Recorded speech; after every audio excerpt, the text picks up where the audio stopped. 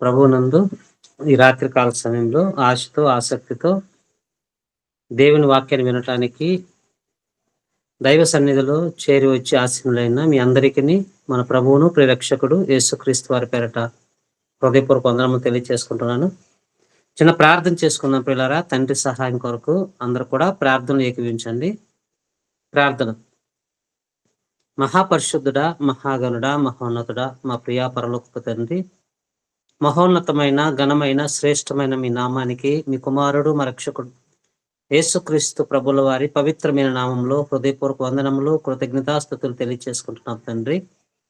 మా ఆయుష్కాలంలో మరి ఒక దినాన్ని మాకు ప్రసాదించి ఈ దినం కూడా తండ్రి ఉదయం మొదలుకొని క్షణం వరకు మీ కనుసరణలో మమ్మల్ని కాచి కాపాడుతూ మంచి ఆయుష్ను ఆరోగ్యాన్ని మాకు ప్రసాదించి ఈ శ్రేష్టమైన వేళల తండ్రి ఇదిగోనైనా మమ్మల్ని ప్రేమించి మమ్మల్ని మీ పాదాల చెంత సమకూర్చుకుని తండ్రి మిమ్మల్ని ధ్యానించడానికి మిమ్మల్ని గణపరచడానికి మీ వాక్కులను తండ్రి మేము తెలుసుకోవడానికి ఇచ్చిన అవకాశం బట్టి వందనములు కృతజ్ఞతాస్తుతులు తెలియజేసుకుంటున్నాం తండ్రి. ఇంతవరకు నాయన మీ బిడ్డలు చక్కటి అర్థవంతమైన పాటలతో పాడి మిమ్మల్ని స్తుతించి మహింపరిచున్నారు నాయన. అటు బిడ్డలందరినీ జ్ఞాపకం చేసుకోండి, ప్రార్థించిన బిడ్డలను జ్ఞాపకం చేసుకోండి. ఈ సమయంలో తండ్రి ఇదిగోనైనా మీ వాక్కుల కొరకు ఎదురు చూస్తున్నా బిడ్డలకు తండ్రి ఏ మాటలు అయితేనైనా చెప్పాలని నేను అయినా ఆశపడుతున్నాను. అది నా ఆశ ప్రకారం కాక నా ఆలోచన ప్రకారం కాకుండా తండ్రి మీరు నా యందు ఉంచిన పరిశుద్ధాత్మ సహాయంతో మీ బిడ్డలతోనైనా స్పష్టంగా మాట్లాడడానికి మీరే కృపను అనుగ్రహించమని ప్రార్థన చేస్తున్నాం దేవా. ఇదిగో తండ్రి మా ముందున్న ఈ చక్కటి అంశాన్ని తండ్రి మేము చక్కగా వివరించి చెప్పుకోవడానికి మీ ఆత్మ సహాయాన్ని చెబుతున్న నాకును వింటున్న మీకు ఇష్టలైన మీ బిడ్డలందరికీ ప్రసాదించమని ప్రార్థన చేస్తున్నాం తండ్రి. ఇదిగోనైనా మేము ఎలా బ్రతకాలో ఎలా బ్రతకకూడదు అన్న విషయాలు తండ్రి ఆలోచిస్తూ మా జీవితాలు మేము కట్టుకుంటూ ఇదిగో తండ్రి మీ కుమారుని రాకడకు మమ్మల్ని సిద్ధపరచుకోవడానికి సహాయం చేయమని జరుగుతున్న ఈ కూడిక మీ నామానికి మహింకరంగాను మా అందరికి దీవెనకరంగా జరుగులాగా సహాయం చేయమని ఈ ప్రార్థన యేసుక్రీస్తు వారి పవిత్రమైన నామంలో ప్రార్థించి అడిగి వేడుకుంటున్నాం తండ్రి. ఆమెన్. మరి ఒకసారి ఇంత విలువైన అవకాశాన్ని మనందరికీ ప్రసాదించిన పరమందు ఆసీనుడైన దేవాది దేవునికి మనందరి తరపున యేసుక్రీస్తు ప్రభుల వారి ప్రశిష్టమైన నామంలో హృదయపూర్వక వందనములు తెలియజేసుకుంటున్నాను. అదేవిధంగా హౌస్ ఆఫ్ జీసస్ క్రైస్ట్ మరి సంఘాన్ని నడిపిస్తున్న పెద్దలు మన ఆత్మీయ దైవజనులకు హృదయపూర్వక వందనములు. అదేవిధంగా మిగిలిన మరి ఆత్మీయ సహోదరి మనందరికి కూడా పేరు పేరున నా వందనాలు తెలియజేసుకుంటున్నాను పిల్లారా. మరి అందరూ బాగున్నారు అని నేను ఆశిస్తున్నాను. మీ అందరి కొరకు ప్రతినిత్యం మా ప్రార్థనలు కూడా జ్ఞాపకం చేసుకుంటున్నాం. మంచిది పిల్లరా. మరి మన మధ్యలో ఉన్న ఒక అమూల్యమైన చక్కటి అంశం క్రీస్తులోని దైవత్వం కోల్పోతున్న క్రైస్తవ్యం అన్న ఒక మంచి విషయాన్ని మనం నేర్చుకుందాం. ఎందుకంటే ప్రతినిత్యం మరి సేవకులు మనల్ని ప్రేమించి ఎందరో సేవకుల ద్వారా మంచి మాటలు మనకి వినిపిస్తున్నారంటే నిజంగా మన ఆత్మీయ ఎదుగుదల కొరకే. మనం ఎక్కడ కూడా ఆ దైవత్వాన్ని కోల్పోకూడదు అని ఎన్నో మరి ప్రసంగాలు మనం వినడానికి దేవుడు సేవకుల ద్వారా మనకి మంచి అవకాశాలను మనకు అనుగ్రహిస్తూ వస్తున్నాడు. కనుక ఈ దినం కూడా ఒక చక్కటి అంశాన్ని మనము నేర్చుకుందాం పిల్లరా. మరి క్రీస్తులోని దైవత్వం అనగానే యేసుక్రీస్తు ప్రభు వారు ఎంత గొప్పవారో మనకు తెలియని విషయం కాదు. ఆయన చాలా గొప్పవాడు, చాలా మంచివాడు, ఎటువంటి కల్మషం లేనివాడు, కపటం లేనివాడు, చాలా పరిశుద్ధుడు. అంత పరిశుద్ధులైన యేసుక్రీస్తు ప్రభుల వారు మనందరినీ ఆదరించడానికి భూమి మీదకి వచ్చాడు. ఆయన 33.5 సంవత్సర కాలం ఈ భూమి మీద బ్రతికాడు. ఈ సత్యం మనకు తెలుసు. కానీ ఆయన మరణించాడు. ఎందుకు మరణించాడు? ఏదో యాక్సిడెంట్ అయ్యో మరణించలేదు, లేకపోతే ఏదైనా ప్రమాదం జరిగి మరణించలేదు, ఏదైనా మరి అనారోగ్య కారణంగా మరణించలేదు. ఎందుకు మరణించాడంటే ఆయన మనందరి కొరకు ప్రాణం ఎందుకు పెట్టాడంటే మనల్ని కూడా ఆయనలా చూడాలనుకున్నాడు. మనల్ని కూడా పరిశుద్ధులుగా, నిర్దోషులుగా, నిష్కలంకులుగా ఆయన చూడాలనుకున్నాడు. మనలందరూ కూడా అటువంటి దైవత్వంలోనికి నడిపించాలనుకున్నాడు పిల్లలు. అంటే యేసుక్రీస్తు ప్రభువారు చనిపోవడానికి ఒక బలమైన కారణం ఏంటంటే మనమే. ఈరోజు ఎందరో మన కళ్ళ ముందు చనిపోతున్నారు. రోగాలు వచ్చి చనిపోయేవారు ఉన్నారు, యాక్సిడెంట్ వచ్చి చనిపోయేవారు ఉన్నారు, మరి వయసు అయిపోయి చనిపోయిన వారు ఉన్నారు. రకరకాల వ్యక్తులు మనం చూస్తున్నాం. కానీ యేసుక్రీస్తు ప్రభు వారు ఈ లోకానికి ఎందుకు వచ్చాడంటే చాలా కారణాలు ఉన్నాయి. అందులో ఒక కారణమే దైవత్వాన్ని కోల్పోయిన ప్రతి మనిషికి ఆ దైవత్వం ఏంటో తెలియచేయాలని, మనందరినీ బాగు చేయాలని, మనందరిని కూడా మనకి మేలు చేయాలని యేసుక్రీస్తు ప్రభువారు ఈ లోకానికి వచ్చాడు పిల్లరా. ఇది ఆయన రావటంలో ఒక బలీయమైన కారణమని మనం చెప్పుకోవచ్చు. ఎందుకంటే పరలోకంలో మన తండ్రి ఉన్నాడు. మన కన్న తండ్రి, మన కన్న తండ్రి ఉన్నాడు. ఆయన ఎలాంటి వాడంటే ఆయన పరిశుద్ధుడు. అది మనకు లేవ్యకాండంలో మనకు కనబడుతుంటుంది 11:44. ఆయన పరిశుద్ధుడైన ప్రకారం మీరు కూడా పరిశుద్ధులుగా ఉండాలి అంటాడు. అంటే పరలోకములో ఉన్న తండ్రి పరిశుద్ధుడైతే మనము ఆయన గర్భాన్న పుట్టిన వారమే. ఆయనలోని భాగమే మనమంతా కూడా. కనుక ఈ భూమి మీదకి వచ్చాము. ఈ భూమి మీదకి వచ్చిన తర్వాత మనుషులుగా మనమందరం ఏమయ్యామంటే లోకాన్ని చూసాము, పాపములో పడిపోయాం, పాపాన్ని అంటించుకున్నాం. ఒకరోజు తండ్రిలో ఉన్నప్పుడు, తండ్రిలో నుంచి తల్లిలోకి వచ్చినప్పుడు మనం ఎలా ఉన్నామంటే మనం కూడా పరిశుద్ధులుగానే ఉన్నాం. ప్రసంగి 7:29 మనకు తెలిసిన మాటే. మనల్ని దేవుడు ఎలా పుట్టించాడంటే దేవుడు నరులను యథార్థవంతులుగానే పుట్టించాడన్న సత్యం మనకు తెలుసు పిల్లారా. అంటే ఒకనాడు మనము కూడా యథార్థంగా, పరిశుద్ధులుగా, నిర్దోషులుగా ఉన్నవారమే. చిన్న పిల్లలు ఉన్నారనుకోండి, వారికి ఎటువంటి మరి పాపం అంటే తెలుసునా, కల్లా కపటం అంటే తెలుసునా, ఏమీ తెలియదు. ఇప్పుడు చిన్న పిల్లలు, సండే స్కూల్ పిల్లలు పాట పాడారు, వాళ్ళకి ఎటువంటి పాపం అన్నది వారికి తెలియదు కదా. కనుక మనం పుట్టినప్పుడు కొంతకాలం ఎదిగేంత వరకు కూడా పాపాన్ని రుచి చూడనంత వరకు కూడా మనం ఎలా బ్రతికామంటే పరిశుద్ధులుగానే బ్రతికాము. కానీ ఆ పరిశుద్ధత అన్నది కోల్పోయాం. ఎప్పుడు కోల్పోయామంటే లోకాన్ని చూసి, లోకంలో ఉన్న రంగులు, హంగులు, ఈ హావభావాలు ఇవన్నీ చూసిన తర్వాత మనిషి ఆ పరిశుద్ధతను కోల్పోయాడు. మొట్టమొదటిగా అవ్వ ఆదాములు దేవుడు చేశాడు కదా, మనకు తెలుసు. అవ్వ ఆదాములు దేవుడు చేసిన తర్వాత దేవుడు వారికి ఒక ఆజ్ఞ ఇచ్చాడు. మనకు తెలుసు, ఆజ్ఞ అతిక్రమమే పాపం. దేవుడు ఇచ్చిన ఆజ్ఞను వారు ఏం చేశారంటే అతిక్రమించారు. అతిక్రమించడమే కాకుండా దేవుని మీద ఆ పాపాన్ని నెట్టివేశారు. వారు చేసి, ఇదిగో నువ్వు చేసిన సర్పమే కదా మమ్మల్ని మోసపుచ్చిందని ఆ తప్పు కూడా దేవుని మీదనే నెట్టివేసినట్లుగా కూడా మనం ఎన్నోసార్లు విన్నాము, చదువుకున్నాం పిల్లల. అంటే ప్రతి మనిషి ఇలా పాపం చేస్తూ దేవుడు ప్రారంభంలో ఇచ్చిన దైవత్వాన్ని కోల్పోతున్నాడు. ఆనాడు ఆదాము మొదలుకొని మరలా నోవాహు కాలం వచ్చేసరికి కూడా అందరూ ఏమైపోయారంటే దైవత్వాన్ని కోల్పోయినట్లుగా మనకు కనపడతారు. నోవాహు కాలానికి వచ్చేసరికి దేవుడు ఈ భూమి మీద ఉన్న జనులు చూసి ఆయన ఎంతో బాధపడతాడు, తల్లడిల్లిపోతాడు, కంట కన్నీరు కారుస్తాడు. ఎందుకంటే నరుల చెడుతనము నరుల హృదయాలోచన బాల్యం నుండి చెడ్డది అంటాడు పిల్లలు. అంటే మనిషి ఇక చెడిపోవడం ప్రారంభించాడు.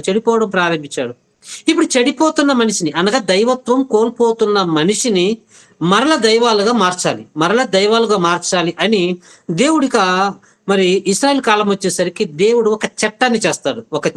ఒక కమాండ్ చేస్తాడు. ఆ కమాండ్ ఏంటంటే ప్రియమైన దేవుని పిల్లరా, ధర్మశాస్త్రం. ఇప్పుడు ధర్మశాస్త్రం ద్వారా పాడైపోయిన మనిషి లేక దైవత్వం కోల్పోయిన మనిషికి ప్రాయశ్చిత్తం కలగాలని దేవుడు ధర్మశాస్త్రాన్ని ఇవ్వడం మనకు తెలుసు.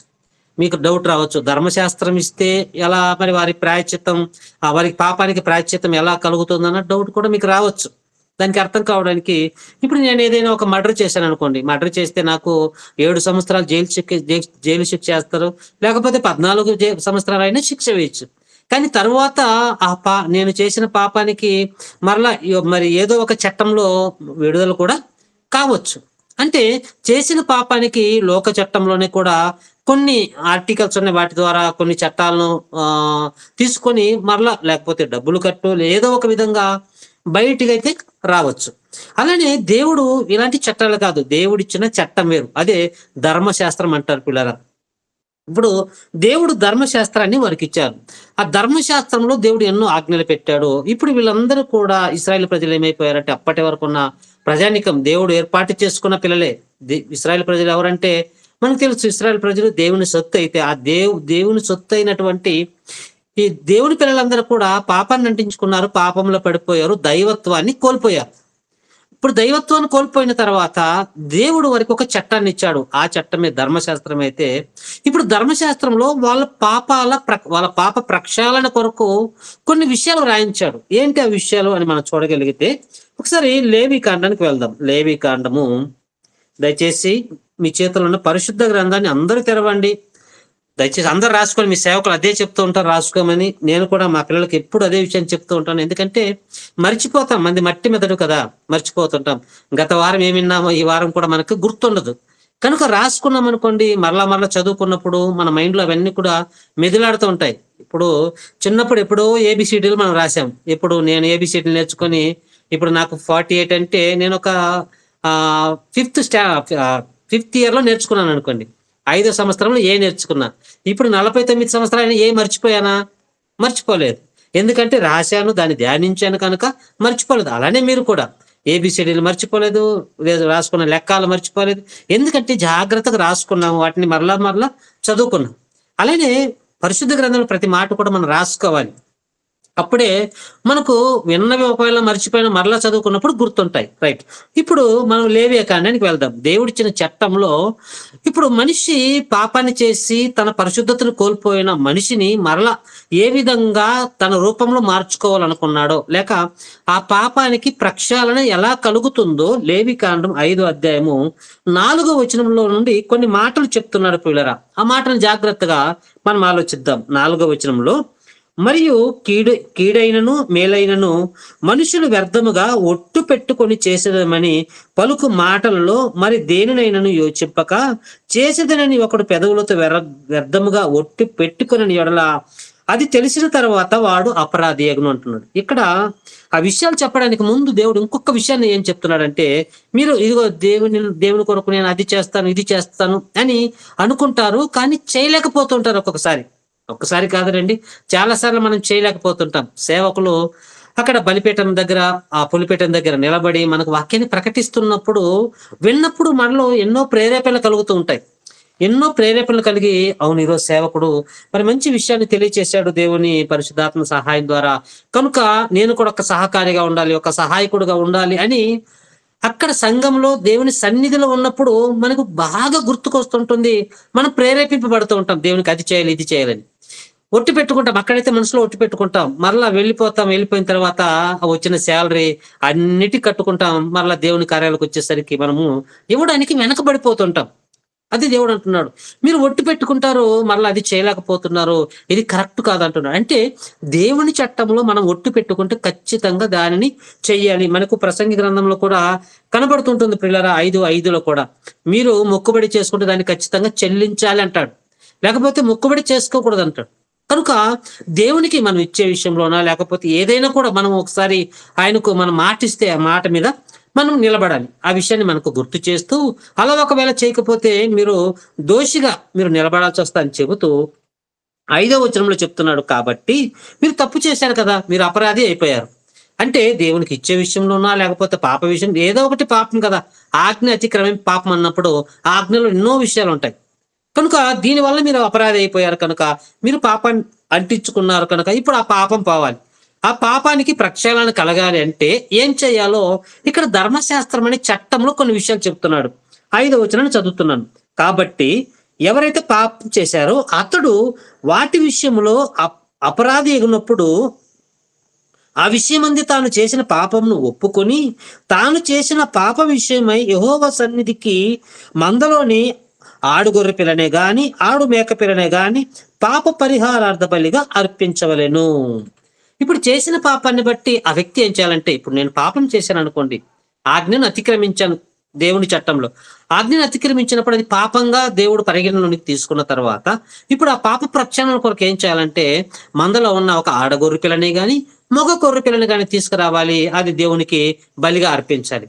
అలా బలిగా అర్పిస్తే ఇప్పుడు ఆ బలి ద్వారా దేవుడు మనం చేసిన ఆ పాపాన్ని ఆయన కడిగి వేస్తాడు. ఆ పాపానికి ప్రక్షాళన ఆయన చేస్తాను అంటున్నాడు ప్రియులారా. అదే అంటున్న 5వ వచనంలో మాట్లాడుతూ, తాను చేసిన పాపమును బట్టి ఒప్పుకొని తాను చేసిన పాప విషయమై యెహోవా సన్నిధికి మందలో నుండి ఆడుకొర్రె పిల్లని గాని మగ మేక పిల్లని గాని పాప పరిహారార్థిగా అర్పించవలను.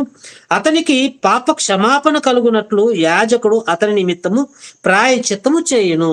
అంటే పాత నిబంధనలో యాజకులు ఏదైనా చేయాలి. ఇప్పుడు కూడా మనం కూడా ఏదైనా చేస్తూ ఉంటాం. ఏదైనా కార్యాలు కూడా చేసేటప్పుడు కూడా ఈరోజు క్రైస్తవులు కూడా ఎలా మారిపోయారంటే, ఏం బాధపడకండి, ఇప్పుడు మనకంటూ యాజకుడు ఎవరు? మన సేవకులే. మన సేవకులు ఉన్నప్పుడు ఈరోజు క్రైస్తవ వివాహాలు కూడా ఎలా జరుగుతాయంటే, వివాహాన్ని నిర్ణయించుకున్నారనుకోండి, ముందుగా వెళ్ళి సేవకుల దగ్గర ప్రార్థన చేసుకొని అక్కడి నుంచి ప్రారంభించాం.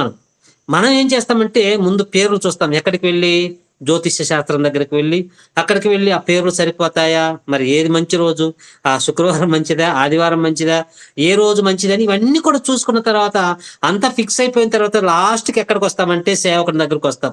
అయ్యా ఈ విధంగా ఫిక్స్ అయిపోయింది, పలానా రోజున పలానా టైంకి నువ్వు రావాలి, పెళ్లి చేయాలి, పలానా టైంలో అయిపోవాలని ఆజ్ఞ ఇస్తుంటారు పిల్లరా క్రైస్తవులు. అంటే అలా మనం ఉండకూడదు. ఆ రోజు పాత నిబంధనలో వారు చేసిన పాపానికి ప్రక్షాళన ఎవరు చేసేవారంటే యాజకుడు ఆ ఆ యొక్క మేకపిల్లని కానివ్వండి, గొర్రె పిల్లని తీసుకువెళ్ళి దేవుని సన్నిధిలో వారి నిమిత్తం ప్రార్థన చేసి అక్కడ బలి అర్పించాలి. అప్పుడు వారి పాపానికి ప్రక్షాళన కలుగుతుంది. ఇప్పుడున్న చట్టం ఆర్టికల్ C-23 ప్రకారం అయితే ఇప్పుడు నేను పాపం చేశాను అనుకోండి, ఆ పాపానికి ఒకవేళ నేను చేసిన ఆ తప్పును బట్టి పోలీసులు వచ్చి నన్ను అరెస్ట్ చేశారు అనుకోండి, అరెస్ట్ చేసినాక నేను ఒక గొర్రె పిల్లను లేకపోతే ఒక మేక పిల్లని ఇస్తాను, నన్ను వదిలిపెట్టండి అంటే వారు ఆర్టికల్ C-23 ప్రకారం నన్ను అరెస్ట్ చేస్తారు. ఎందుకంటే అది లంచం. అంటే లంచానికి కూడా ఒక చట్టం ఉంది, లంచం ఇవ్వడానికి కూడా ఒక చట్టం ఉంది. ఆ చట్ట ప్రకారం ఏం చేస్తారంటే అరెస్ట్ చేస్తారు.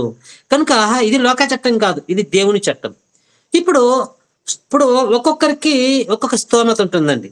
అంటే ఒక మేక పిల్లని కొనాలంటే ఇప్పుడు ఎంత ఉంది ఆలోచించండి. ఇప్పుడు ఈ రోజుల్లోనే కనీసం ఒక 20,000 రూపాయలు పెట్టినా ఒక మేక పిల్ల రాదు. మరి ఆ రోజుల్లో ఇంకా ఎంత కష్టమో ఆలోచించండి. చాలా కష్టమైన పరిస్థితి. ఒకవేళ ఇప్పుడు 20,000 పెట్టి మేక పిల్లని మీరు కొనలేరు అనుకోండి, మేక పిల్ల కానివ్వండి, గొర్రె పిల్లని 20,000 అంటే అందాజు చెప్తున్నాను, అంత పెట్టి మీరు కొనలేకపోయారు అనుకోండి, ఇంకొక ఆప్షన్ ఇచ్చాడు. నిజంగా దేవుడు ఎంత మంచివాడంటే నిజంగా వండర్ఫుల్ అండి. హ్యాట్స్ ఆఫ్ దేవునికి. ఆయనకు పిల్లలుగా పుట్టినందుకు మనం ఎంతో ధన్యులం. ఆయన తెలుసుకున్నందుకు ఇంకా చాలా ధన్యులం, భాగ్యవంతులం. ఇప్పుడు 20,000 పెట్టి మనం ఒక మేక పిల్లను గొర్రె పిల్లను కొనకపోతే ఆయన ఇంకా కొంచెం దిగజారి ఇంకా తనను తాను తగ్గించుకొని ఇంకొక ఆప్షన్ ఇస్తున్నాడు పిల్లరా. ఆప్షన్ ఏంటో ఒకసారి 7వ వచనం చూద్దాం. 7వ వచనం చూద్దాం.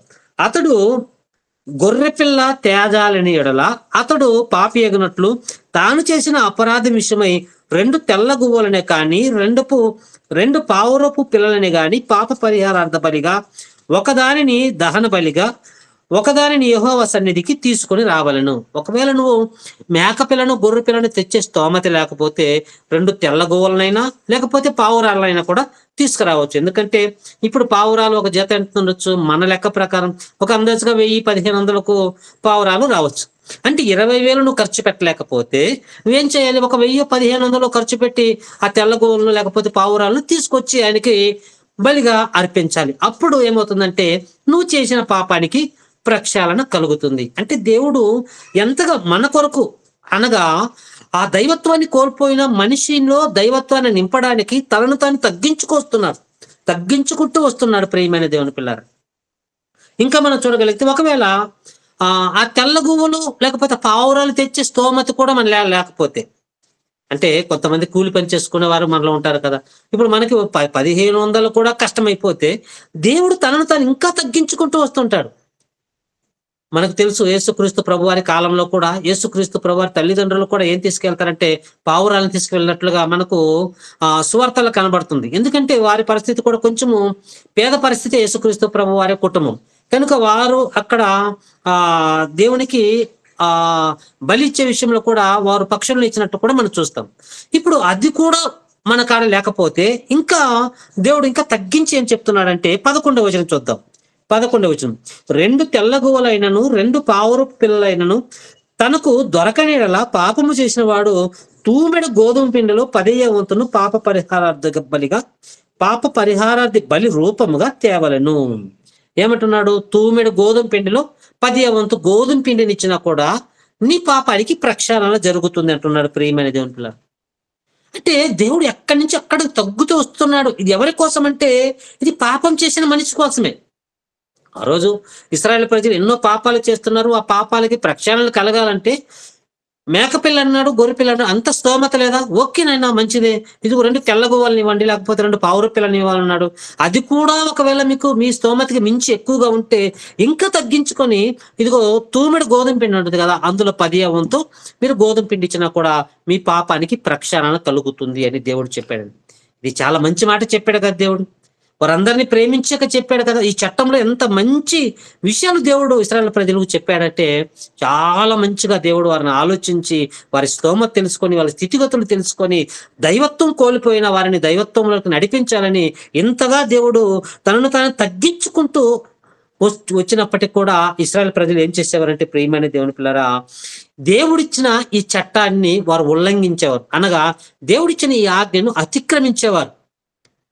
అంటే దేవుడు వారు చేసిన పాప ప్రక్షాళన కొరకు ఇంతగా ఆయన తగ్గిపోయి, ఈ ఈ విధంగా మీరు చేయండి అని చెప్పినా కూడా ఇశ్రాయేలు ప్రజలు ఏం చేసేవారంటే, ప్రియమైన దేవుని పిల్లరా, వారు ఒక తప్పు చేయడం, ఒక బలిని అర్పించడం, ఒక పాపం చేయడం, ఒక బలిని అర్పించడం, ఒక పాపం చేయడం, ఒక బలిని అర్పించడం, ఇది వాడుక చేసుకున్నారండి. వాడుక చేసుకున్నారు.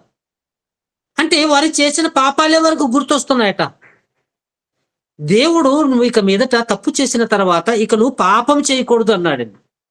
పాపం చేయకుండా ఉండడానికే నువ్వు బలిగా అర్పించాలి. ఇప్పుడు నువ్వు తప్పు చేసావు కదా, ఆ 2 పక్షులను తీసుకువెళ్ళినప్పుడు ఒకదాన్ని చంపేటప్పుడు ఆ పక్షి, అది ఏ పాపం చేయలేదు పక్షి, ఏ పాపము చేయని పక్షిని చంపినప్పుడు అది రెక్కలు కొట్టుకుంటూ అది చచ్చిపోతున్నప్పుడు, రక్తాన్ని కార్చినప్పుడు అది చూసైనా కూడా, అయ్యో ఏ పాపము చేయని ఆ పక్షి నా కొరం చనిపోయిందే, అయ్యో నేను కదా పాపం చేసింది, నాకు పడాల్సిన శిక్ష ఆ పక్షి భరించిందే అని తెలుసుకున్న తర్వాత పాపాన్ని విడిచిపెడతామని దేవుడు కోరుకుంటే మనిషి మర్చిపోయాడు. ఈరోజు చాలా మంది కూడా, మనం కూడా కోడిని, ఎవరైనా కోడి కోస్తుంటారు అనుకోండి, ఆ కోడిని కోసేటప్పుడు చూడగానే, రక్తం చూడగానే చాలా మంది కళ్ళు తిరిగి పడిపోతారు. మరలా కోడిని చికెన్ వండిన తర్వాత నాకు మంచి పీస్ కావాలంటారు. అంటే ముందు రక్తాన్ని చూస్తే భయపడతారు, మరలా కోసిన తర్వాత దాంట్లో ఉన్న మంచి మంచి పీసులు కావాలని మనం అడుగుతూ ఉంటాం. అంటే ఇది మనిషిలో ఉన్న ఒక నైజం. అలానే మారిపోయింది ప్రియమైన దేవుని పిల్లరా. దేవుడు ఇంతగా తనను తాను తగ్గించుకుంటూ వచ్చినప్పటికీ కూడా ఇశ్రాయేలు ప్రజలు ఏం చేశారంటే, ఒక తప్పు చేయడం, ఒక బలిని అర్పించడం, ఒక తప్పు చేయడం, ఒక బలిని అర్పించడం. ఇది చూసిన దేవుడు ఇంకా చాలా బాధపడ్డాడండి. అంటే వారు మేలు కోరి దైవత్వం కోల్పోయారని, వారిని రక్షించుకోవాలని మోషే గారి ద్వారా దేవుడు ఒక చట్టాన్ని చేసి, ఆ చట్టాన్ని వారికి ఇచ్చి, ఆ చట్టంలో ఇదిగో ఇలా చేయండి అని, భారం కాని పని ఇది భారం అంటారా చెప్పండి? ఈరోజు మనకి ఈ చట్టం ఇస్తే ఈజీగా 20,000 అయినా పర్వాలేదు, ఇక పాపం చేయకుండా ఒక గొర్రె పిల్లని తెచ్చి మనం బలి ఇచ్చేస్తాం, హ్యాపీగా ఉంటామండి. కానీ ఈ చట్టం మనకు లేదు. మనము చచ్చిపోయేంత వరకు కూడా నమ్మకంగా బ్రతుకుతూనే ఉండాలి, రైట్? అది పక్కన పెడితే, ఇప్పుడు దేవుడు ఇది చూసిన తర్వాత చాలా బాధపడ్డాడు, ఏడ్చేశాడు, ఆయన తల్లడిల్లిపోయాడు పిల్లలు. ఎందుకంటే ఈ విషయాన్ని హెబ్రీ పత్రికలో దేవుడు స్పష్టంగా పౌలు గారి ద్వారా వ్రాయిస్తాడు. హెబ్రీ పత్రిక 10వ అధ్యాయము, వాళ్ళు ఏం చేస్తున్నారో ఒక్కసారి 10వ అధ్యాయానికి రండి. హెబ్రీ పత్రిక 10వ అధ్యాయము 3వ వచనాన్ని మనం చూడగలిగితే, హెబ్రీ పత్రిక 10వ అధ్యాయము 3వ వచనం. అయితే ఆ బలులు అర్పించుట చేత ఏటేటా పాపములు జ్ఞాపకమునకు వచ్చుచున్నవి. చాలు. అంటే వాళ్ళు బలులు అర్పిస్తూ ఉంటే వారికి ఏం జ్ఞాపకం వస్తున్నాయట? వారు చేసిన పాపాలు. అంటే ఒక పాపం చేయడము, ఒక బలి అర్పించడం, ఎన్నో పాపాలు చేస్తున్నారు. మరలా మాకు పాపం చేశాం కదా, మా పాపానికి ప్రక్షాళన జరుగుతుందని ఎన్నో మేకలను, ఎన్నో కోడెలను, ఎన్నిటో తెచ్చి బలిగా అర్పించడం, ఇదే చేస్తున్నారండి. అంటే ఇలా చేయడం వల్ల పాపం తీసివేయడము ఎలా అయిపోయిందంటే అసాధ్యమైపోయింది. అదే కిందంటే వారు ఎక్కువ పాపాలు చేస్తున్నారు దీని వలన. దేవుడిచ్చిన ఛాన్స్ కూడా వాళ్ళు ఏం చేశారంటే కాలదన్నుతున్నారు ప్రియమైన దేవుని పిల్లరా, ఆనాటి ఇశ్రాయేలు ప్రజలు. ఆ విషయాన్ని ఇక్కడ పౌలు గారి ద్వారా చెప్తూ ఏమంటున్నాడంటే, అయితే బలులు అర్పించుట చేత ఏటేటా పాపములు జ్ఞాపకం వచ్చుచున్నవి, ఎలయనగా ఎడ్ల యొక్కయు మేకల యొక్క రక్తము పాపం తీసివేయట అసాధ్యం. ఇక ఎన్ని మేకలు, ఎన్ని గొర్రెలు, ఎన్ని ఎడ్లు ఇచ్చినా కూడా వీరు పాపం మాత్రం చేస్తూనే ఉన్నారు, ఆ పాపాన్ని మాత్రం విడిచిపెట్టడం లేదు. అంటే దైవత్వాన్ని కోల్పోయిన మనిషిలోనికి దైవత్వాన్ని రప్పించడానికి నువ్వు ఒక్క బలి అర్పించిన తర్వాత ఇక పాపం చెయ్యకూడదు అని చెప్పినప్పటికీ మనిషి దీన్ని అలవాటుగా మార్చుకున్నాడు. దేవుడు అసాధ్యమైన దాన్ని సుసాధ్యంగా చేయడానికి ఒక మంచి ఆజ్ఞనిస్తే దానిని వారు ఏం చేశారంటే దాన్ని కాలదన్నుతున్నారు. దేవుని ఆజ్ఞని వారికి ఇష్టం వచ్చినట్లు బ్రతుకుతున్నారు ప్రియమైన దేవుని పిల్లరా. అందుకే ఇక మీరు ఇలా చేసుకుంటూ పోతే మీ యొక్క పాపాన్ని తీసివేయడం అసాధ్యం. ఎందుకంటే ఎన్ని కోడలు ఇవ్వాలి, ఎన్ని గొర్రెలు ఇవ్వాలి, ఎన్ని పక్షులు ఇవ్వాలి, ఎన్ని ఇచ్చినా కూడా మీలో మార్పు రావడం లేదు. మీరు ధర్మశాస్త్రాన్ని నెరవేర్చలేకపోతున్నారు అని దేవుడు చాలా బాధపడ్డట్లుగా మనకు కనబడుతుంది ప్రియమైన దేవుని పిల్లలు. ఇది ఈసారి వరకు జరిగిన పరిస్థితి అయితే, ఇక ప్రపంచాన్ని చూస్తే ప్రపంచమంతా ఎలా మారిపోయిందంటే, ప్రపంచమంతా కూడా పాపంలోనే పడిపోయారు పిల్లలు. అంటే దేవుడు నరులని యథార్థవంతులుగా పుట్టిస్తే, దేవుడు మనల్ని పుట్టించినప్పుడు ఏ పాపము కల్లా కపటం లేకుండా పుట్టిస్తే, అందరూ కూడా ఏమైపోయారంటే మరలా పాపములో పడిపోయారు. ఇప్పుడు మనం పాపంలో పడిపోయిన ప్రపంచాన్ని కాపాడడానికి దేవుడు ఇక ఆలోచించి, ఇక ఇలా కాదు, ఈ బలులు అర్పించటం వలన వారి పాపం తీసివేయట అసాధ్యం కనుక, ఇదిగో నా కుమారుడైన యేసుక్రీస్తు ప్రభువారిని పంపించాలని ఒక మంచి నిర్ణయం తీసుకున్నాడండి. బలీయమైన నిర్ణయం తీసుకున్నాడు.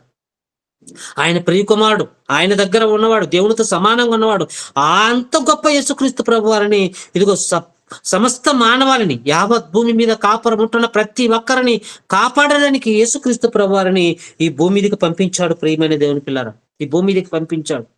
ఇప్పుడు ఆయన పంపించిన తర్వాత ఇప్పుడు ఆయనను మనం జ్ఞాపకం చేసుకోవాలి. అందుకే పేతురు గారు రాసిన మొదటి పత్రిక 1:20 మనం చూడగలిగితే, దేవుని యొక్క సంకల్పం ఏంటో మనకి అక్కడ వ్రాస్తూ ఉంటాడు పిల్లరా. 1 Peter chapter 1 verses 20. ఆయన మొదటి పేతురు జగత్తు పత్రిక చదువమ్మా. ఆయన జగత్తు పునాది వేయబడక మునుపే నియమింపబడిన గాని తన్ను మృతుల నుండి లేపి తనకు మహిమనిచ్చిన దేవుని ఎడల తన ద్వారా విశ్వాసులైన మీ నిమిత్తము కడవరి కాలముల యందు ఆయన ప్రత్యక్షపరచబడెను. కాగా చాలు తల్లి. ఆయన కడవరి కాలం ముందు మరలా ఎందుకు కడవరి కాలం అంటే, క్రీస్తు రాకతోనే కడవరి కాలం ప్రారంభమైంది. ఈ విషయాలు మీకు తెలుసు, చాలా మరి విషయాలు మీరు నేర్చుకున్నారు కనుక వాటన్నిటికి డీప్ గా నేను వెళ్ళడం లేదు. మీకు తెలిసిన విషయాల్ని నేను ముందుకు తీసుకెళ్ళిపోతున్నాను. రైట్. ఇప్పుడు కడవరి కాలం అనగా యేసుక్రీస్తు ప్రభువారు ఈ కడవరి దినాలు పుట్టాడు. కడవరి కాలంలో ఆయన మరలా ప్రత్యక్షమయ్యాడు. ఎందుకంటే మనిషి పాపం చేసి ఆ దైవత్వాన్ని కోల్పోయాడు కనుక, ఆ దైవత్వాన్ని మరలా మనిషిలోనికి తేవడానికి యేసుక్రీస్తు ప్రభువారు నియమింపబడ్డాడు. ఎప్పుడు నియమింపబడ్డాడంటే, జగత్తు పునాది వేయబడక మునిపే. ఇది దేవుని సంకల్పం అండి. అంటే మనిషి ఇలా ధిక్కరిస్తాడని దేవునికి తెలుసు. అయినా కూడా దేవుడు అక్కడక్కడ ఛాన్స్ ఇస్తూ వచ్చాడు. అయినా కూడా మనిషి మాత్రము మారలేక లోకంలోనే చచ్చిపోయే వారిగా మనకు కనబడతాం పిల్లరా. ఇప్పుడు అలాంటి వారిని కాపాడడానికి యేసుక్రీస్తు ప్రభు వారిని ఈ భూమి మీదకి పంపించాడు. ఇప్పుడు యేసుక్రీస్తు ప్రభు వారి ద్వారానే ప్రతి ఒక్కరికి రక్షణ. ప్రతి ఒక్కరు చేసిన పాపానికి ప్రక్షాళన ఎలా జరుగుతుందంటే యేసుక్రీస్తు ప్రభు వారి ద్వారానే జరుగుతుందన్న సత్యం మనకు తెలుసు. అంటే యేసుక్రీస్తు ప్రభువారు మనం రక్షించడానికి వచ్చాడు. రక్షించడానికి వచ్చిన యేసుక్రీస్తు ప్రభువారిని మనం ఏం చేసుకోవాలి? ఎల్లప్పుడూ జ్ఞాపకం చేసుకోవాలి. ఆయన జ్ఞాపకాలు మనం మరణించేంత వరకు కూడా ఉండాలి. మీకు అర్థం కావడానికి, ఇప్పుడు నేను నీళ్ళలో పడిపోయి కొట్టుకుంటూ భయంకరమైన పరిస్థితులు, ఇక చావుకు దగ్గర ఉన్న పరిస్థితులు, నాకు ఈతరాని పరిస్థితులు, నీళ్ళలో కొట్టుకుంటూ పోయాను అనుకోండి. అలాంటప్పుడు ఎవరైనా ఒక వ్యక్తి నన్ను కాపాడడానికి అతడు ప్రాణాలు తెగించి వచ్చాడు, లోపల బావిలోకి దూకి అక్కడి నుంచి నన్ను ఒడ్డుకు చేర్చాడు. నన్ను రక్షించి ఒకవేళ అతను చనిపోయాడు అనుకోండి, అంటే నన్ను రక్షించిన వ్యక్తి చనిపోయాడు అనుకోండి, ఇప్పుడు నేను బ్రతికినంత కాలం ఎవరిని జ్ఞాపకం పెట్టుకుంటాను? పెట్టుకుంటానంటే నన్ను ఎవరైతే రక్షించాడో, అంటే నేను పాపములో కొట్టుమిట్టాడు, అంటే ప్రాణాలతో, పాపం కాదు క్షమించండి, ప్రాణాలతో కొట్టుమిట్టాడుతున్న ఆ క్షణంలో నన్ను కాపాడిన ఆ వ్యక్తి చనిపోతే ఆ వ్యక్తిని నేను మరణించేంత వరకు కూడా జ్ఞాపకం పెట్టుకుంటాను. ఇప్పుడు మనమందరం కూడా పాపముల చేత, అపరాధముల చేత చచ్చిన వారిగా ఉన్నాం. ఇప్పుడు మనందరినీ కూడా కాపాడడానికి ఎవరు వచ్చాడంటే యేసుక్రీస్తు ప్రభువారు వచ్చాడు. ఎందుకంటే ఆ దైవత్వాన్ని కోల్పోయారు. ప్రతి మనిషి దైవత్వాన్ని కోల్పోయారు కనుక వారందరిని కూడా రక్షించడానికి పరలోకంలో ఉందన్న తండ్రి ఒక మంచి నిర్ణయాన్ని తీసుకొని ఎవరు వెళ్తారా అన్నప్పుడు యేసుక్రీస్తు ప్రభువారు అన్నాడు, ఇదిగో ప్రభువా తండ్రి, నేను వెళ్తాను, ఇందుకు మీ చిత్తాన్ని నేను నెరవేరుస్తానని ఆయన ఈ భూమి మీదకి వచ్చాడు పిల్లరా, యేసుక్రీస్తు ప్రభువారు. ఆ విషయాన్ని ఇక్కడ పేతురు గారు అంటున్నాడు, ఆయన జగత్తు పునాది వేయబడక మునిపే నియమింపబడ్డాడు. ఈ కడవరి కాలం ముందు ఆయన మన కొరకు ప్రత్యక్షమయ్యాడు. అంటే మన అందరి నిమిత్తం 2000 సంవత్సరాల క్రితము యేసుక్రీస్తు ప్రభువారు ఈ లోకానికి వచ్చారు. మనందరి పాపాల కొరకు ఆయన కల్వరి శిలువలో బలయ్యాడు. ఆయన మరణం ద్వారానే ఈ రోజు మనకి పాప క్షమాపణ అన్నది వచ్చింది. అదే కదా, మనం పాపం చేశాము, మరి మనం కూడా లోకంలో ఉన్నాము. ఎవరో సేవకులు మనకి దేవుని మాటలు చెప్పినప్పుడు మనం కూడా మారు మనసు పొందుకున్నాము, ఇక లోకం వద్దనుకున్నాము, ప్రభులోకి వచ్చాము, ప్రభు రక్తంలో కడుగబడ్డాము, సంఘంలోనికి చేర్చబడ్డాం. అంటే ఇప్పుడు మన పాపాలు కడుక్కోవడానికి కారణం ఎవరై అంటే యేసుక్రీస్తు ప్రభువారు. ఈ విషయం కూడా మనకు తెలుసు ప్రియులారా. అనగా మనుషులుగా మనం ఎన్నో తప్పులు చేసినప్పటికీ దేవుడు మనల్ని వదులుకోవాలనుకోలేదండి. మనల్ని వదులుకోవాలనుకోలేదు. మనిషి ఈరోజు ఎన్ని తప్పులు చేసినా, తెలిసి తప్పు చేసినా కూడా దేవుడు ఆ వ్యక్తిని మాత్రం వదులుకోవాలనుకోలేదు ప్రియులారా. అందుకే తన ప్రియకుమారుని ఈ లోకానికి పంపించాడు. ఆయన అమూల్యమైన రక్తం ద్వారా, అదే 19వ వచనంలో ఉంటుంది, అమూల్యమైన రక్తము చేత అనగా నిర్దోషమును నిష్కలంకమునగు గొర్రెపిల్ల వంటి క్రీస్తు రక్తము చేత విమోచింపబడిదరని మీరు ఎరుగుదురు కదా. మీకు తెలుసు కదా మనం ఎలా విమోచింపబడ్డామంటే అమూల్యమైన క్రీస్తు రక్తము ద్వారా. ప్రియమైన దేవుని పిల్లరా, అంటే అమూల్యమైన క్రీస్తు రక్తం ద్వారా మనము విమోచింపబడ్డాం. ఇది మీకు తెలియదంటే తెలుసు, మనకు తెలుసు. ఇప్పుడు మనము తెలిసిన తర్వాత, మార్పు చెందిన తర్వాత, మరలా క్రీస్తులోకి వచ్చిన తర్వాత మరలా మనము పాపం చేయడానికి వీలు లేదు. ప్రియమైన దేవుని పిల్లరా, క్రీస్తు రక్తంలో, అమూల్యమైన రక్తంలో, నిర్దోషమైన నిష్కలంకమైన ఈ రక్తంలో కడుగబడిన తర్వాత మరలా పాపం చేయడానికి వీలు లేదు. ఎందుకంటే ఒకరోజు ఇశ్రాయేలు ప్రజలు ఏం చేశారు? వారు పాపం చేయడం, బలి అర్పించడం. వారికి ఏమి జ్ఞాపకం వచ్చిందంటే వారు చేసిన పాపాలే జ్ఞాపకం వచ్చాయట. అంటే 10 పాపాలు చేస్తే 10 పాపాలకు 10 మేకపిల్లలను, 10 పాపాలకు 10 గొర్రె పిల్లలను, 10 ఎడ్లను ఈ విధంగా తెచ్చి వాళ్ళు బలి అర్పించేవారు. కానీ వాటి ద్వారా ఇక పాపం తీసివేయడం అసాధ్యమని 2000 సంవత్సరాల క్రితం యేసుక్రీస్తు ప్రభువారిని పంపించాడు. ఎందుకంటే ఆ దైవత్వాన్ని ప్రతి మనిషి కోల్పోయాడు కనుక యేసుక్రీస్తు రక్తాన్ని కార్చి, ఆ రక్తం ద్వారా ప్రతి ఒక్క వ్యక్తిలో క్రీస్తు యొక్క దైవత్వం కానరావాలన్నదే దేవుని కోరిక. ప్రియమైన దేవుని పిల్లరా, క్రీస్తు యొక్క దైవత్వంలోనికి మనం రావాలనుకున్నాడు. అందుకే పౌలు గారు అది రోమపత్రిక 6వ అధ్యాయం 6వ వచనంలో ఒక మంచి మాట రాస్తాడు ప్రియులారా. ఒక్కసారి అది గుర్తు చేసుకుందాం. రోమపత్రిక 6వ అధ్యాయం 6వ వచనం ఏమనగా పాపమునకు దాసులము కాకుండుటకు పాప శరీరము నిరర్ధక మగునట్లు మన ప్రాచీన స్వభావము ఆయనతో కూడా సిలువ వేయబడినని ఎరుగుదము. ఆ ప్రాచీన స్వభావం అంటే పాపంలో ఉన్నాం కదా. పాపంలో ఉన్న తర్వాత ప్రభు మనల్ని కాపాడాడు కదా. కాపాడి ఆయన రక్తంతో మనల్ని కడిగాడు కదా. కడిగిన తర్వాత ఆ ప్రాచీన స్వభావాన్ని ఏం చేయాలి? ప్రాచీన పురుషుడు అనగా సాతాను, వాడిని మనం విడిచిపెట్టాలి. ప్రాచీన స్వభావాన్ని విడిచిపెట్టాలి. ప్రాచీన స్వభావం ఎలాంటిది? పాపంలో ఉన్న స్వభావం కనుక ఆ పాప స్వభావాన్ని మనం విడిచిపెట్టాలి. కనుక మనల్ని ఆయన పాప శరీరం నిరర్ధకమగినట్లు మనం ఇక పాపానికి దాసులు కాకుండా ఉండాలని మన కొరకు, నీ కొరకు, నా కొరకు, ప్రపంచ మానవాళి కొరకు ఆయన ప్రాణాన్ని పెట్టాడు. ఎందుకంటే మనమందరం కూడా ఆ పరిశుద్ధతలోనికి రావాలని. ఎందుకంటే తండ్రి అయిన దేవుడు ఉన్న లోకం అది పరలోకం. ఆ పరలోకం పరిశుద్ధ పట్టణం అయితే ఆ పరిశుద్ధ లోకంలో మనం కూడా ఆ లోకానికి వెళ్ళాలంటే ఈ భూమి మీద ఎలా ఉండాలంటే పరిశుద్ధులుగా ఉండాలి. కనుక పరిశుద్ధత కోల్పోయిన మనిషి అనగా దైవత్వాన్ని కోల్పోయిన మనిషికి యేసుక్రీస్తు ప్రభువారు వచ్చి తన ప్రాణాన్ని కూడా పెట్టాడు. ప్రియమైన దేవుని పిల్లరా, ఇప్పుడు తన ప్రాణాన్ని పెట్టిన తర్వాత, ఆ రక్తంలో కడుగుబడిన తర్వాత ఇంకా పాత జీవితం మనలో ఉంటే, ఇంకా పాత ఆలోచనలు మనలో ఉంటే, అదే అంటున్నాడు, నీ ప్రాచీన స్వభావం, ప్రాచీన ఆలోచనలు, పాత ఆలోచనలు, పాత స్వభావం, క్రీస్తులోకి రాకముందు ఏవైతే ఆలోచనలు ఉన్నాయో అవన్నీ కూడా, వాటన్నిటి కొరకే కదా ఆయన కలువరి సెలవు వేయబడింది. ఆయన పాపం చేశాడా? ఆయనలో ఏ పాపము లేదు. ఏ పాపము లేకపోయినా ఎవరి కొరకు ఆయన ఆ కలువరి శిలువలో చనిపోయాడంటే నీ కొరకు, నా కొరకు. ఆ రోజు ఇశ్రాయేలు ప్రజల విషయంలో కూడా ఒక మేక పిల్లే కానివ్వండి, ఒక గొర్రె పిల్ల కానివ్వండి, తెల్ల గోవలే కానివ్వండి, ఆ పౌరాలే కానివ్వండి, పాపం చేశారంటే అవి పాపం చేయలేదు. ఎవరు పాపం చేశారంటే ప్రజలు పాపం చేశారు, మనుషులు పాపం చేశారు. కనుక వారి నిమిత్తం అవి బలయ్యాయి. ఈ రోజు మనము చేసిన పాపాల నిమిత్తం యేసుక్రీస్తు ప్రభువారు ఆ కలువరి శిలువలో 2000 సంవత్సరాల క్రితం బలయ్యాడు. ప్రియమైన దేవుని పిల్లరా, ఆ కలువరి శిలువలో దేవుడు మన చేయి పట్టుకోవాలని. ఎందుకంటే మనమందరం కూడా పాపంలో పడిపోయి, పాపము చేత అపరాధం చేత చచ్చిన వారై ఉన్నప్పుడు మనల్ని విడిచిపెట్టలేక మనల్ని అందరి చేతులు పట్టుకున్నాడు యేసుక్రీస్తు ప్రభువారిని చెయ్యి విడిచాడు పిల్లరా. అందుకే ఆయన అంటాడు, నా దేవా నన్ను నేల విడిచి తిడా చెయ్యి ఎందుకు విడిచావయ్యా అని. ఆ కలువరి శిలువలో మరణానికి ముందు కూడా యేసుక్రీస్తు ప్రభువారు అక్కడ తండ్రితో మాట్లాడిన మాట కూడా మనకు తెలుసు. ఎందుకు ప్రభు చేయి విడిచాడంటే నిన్ను నన్ను పట్టుకోవాలని, నిన్ను నన్ను కాపాడుకోవాలని, మనలో ఆ క్రీస్తు దైవత్వం రావాలని, తండ్రిలో ఉన్న పరిశుద్ధత మనలో ఉండాలని ఇదిగో తన కుమారుణ్ణి మనందరి కొరకు బలిగా అర్పించాడు. ప్రియమైన దేవుని పిల్లరా, కనుక అర్పించిన తర్వాత ఇప్పుడు మనం అందరం ఏం చేసాము? బాప్తిసం తీసుకున్నాం. ఇప్పుడు గలతీ పత్రిక 3:26, 27 వచ్చిన ప్రకారము ఇప్పుడు మనం అందరం కూడా ఏమయ్యామంటే ఒకసారి ఆ మాట కూడా మనం జ్ఞాపకం చేసుకుందాం. గలతీ 3:26, గలతీ పత్రిక 3వ అధ్యాయము. యేసుక్రీస్తునందు యేసుక్రీస్తునందు మీరందరూ విశ్వాసము వలన దేవుని కుమారులై ఉన్నారు. ఉమ్, క్రీస్తులోనికి బాప్తిజము పొందిన మీరందరూ క్రీస్తును ధరించుకొని ఉన్నారు. చాలు చాలమ్మా, థ్యాంక్ యూ తల్లి. క్రీస్తులోనికి బాప్తిస్మం పొందిన మనందరం కూడా ఎవరిని ధరించుకున్నాము?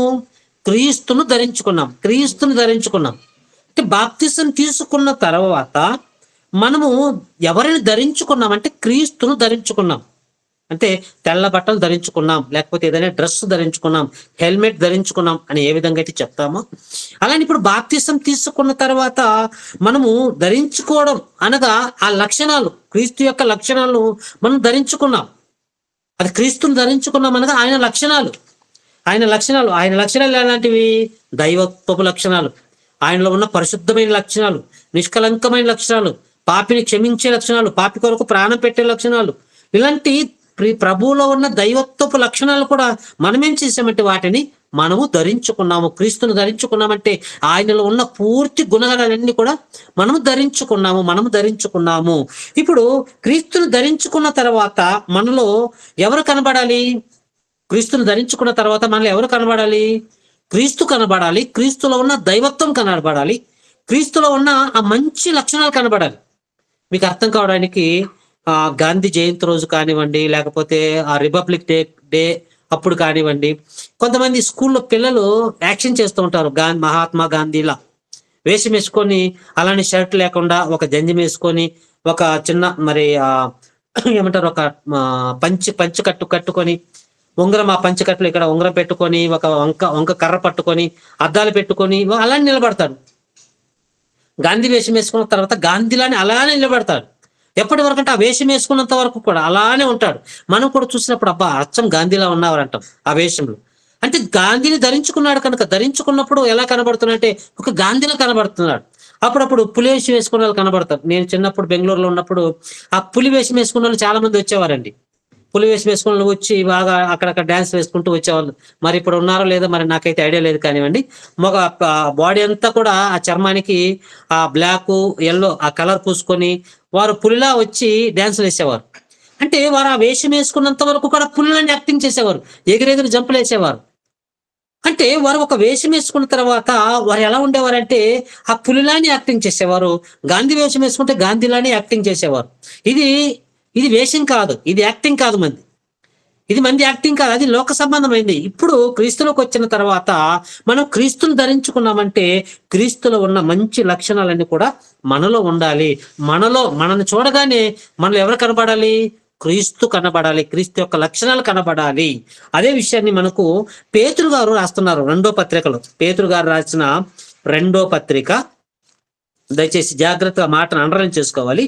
పేతురు గారు రాసిన 2వ పత్రిక 4వ అధ్యాయము, మొదటి అధ్యాయం క్షమించండి, 2 పీటర్ చాప్టర్ 1:4.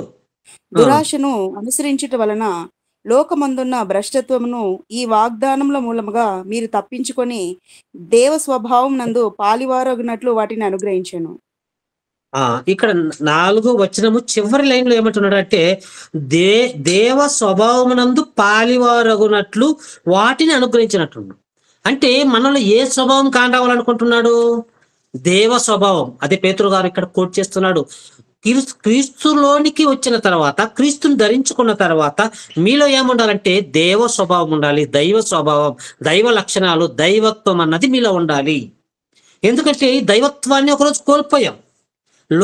లోకాశలో పడిపోయాము. లోకంలో పడిపోయిన తర్వాత, ఆ పాపంలో పడిపోయిన తర్వాత మనకు దేవుడు అనుగ్రహించిన పరిశుద్ధతను మనం కోల్పోయాం కనుక ఇప్పుడు క్రీస్తు ద్వారా మనకు ఏమనుగ్రహించాడంటే దేవ స్వభావం అనగా దైవ లక్షణాలు మనం కలిగి ఉండాలి అని దేవుడు కోరుకున్నాడు. ప్రియులారా, ఇప్పుడు మనలో ఉండవలసిన స్వభావం ఏంటంటే దేవ స్వభావం అనగా దైవత్వం, దైవ లక్షణాలని కూడా మనము ఈ మాట గురించి మనం చెప్పుకోవచ్చు. దైవ స్వభావం, అదే మన పాఠం కూడా ఇదే, క్రైస్తవ్యం కోల్పోయిన క్రీస్తు దైవత్వం.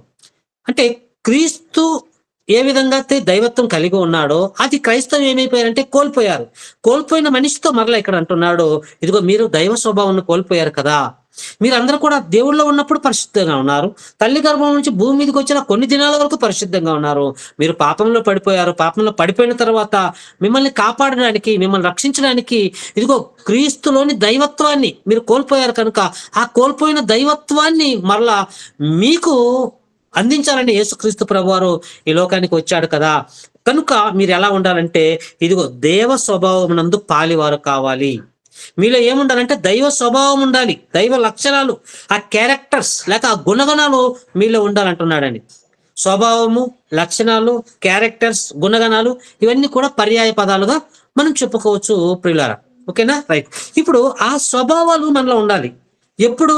క్రీస్తును ధరించుకున్న తర్వాత. క్రీస్తును ధరించుకున్న ఈ లక్షణాలు ఖచ్చితంగా మనలో ఉండాలి. మరి ఈ లక్షణాలు క్రైస్తవుల్లో కనబడుతున్నాయి అంటే క్రైస్తవులు ఈరోజు కనబడడం లేదు. మనలో ఉన్నాయా? వెళ్ళండి కూడా, చాలా మంచిది. ఈరోజు ఎంతో మంది క్రైస్తవులు మనం చూస్తుంటాం. వారంలో దేవుడు 7 రోజులు ఇస్తే ఒక్కరోజు ఒక 2 గంటలు దేవుని కొరకు బ్రతుకుతారు. మిగిలిన రోజులు చూస్తే వారి లోకంలో వారిని చూసినప్పుడు మనకి బాధేస్తుంటుంది.